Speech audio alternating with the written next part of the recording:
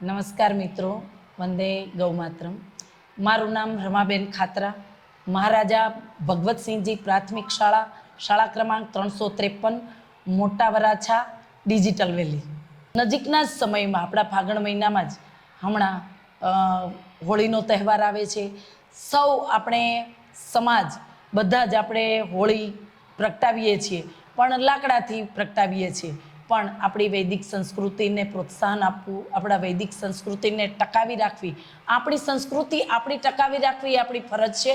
તો આપણે આ વખતે દરેક સોસાયટી, સમાજ, મોહલ્લા, શાળાઓ વગેરે જગ્યાએ વૈદિક હોળી પ્રગટાવાય તેવી આશા રાખું છું.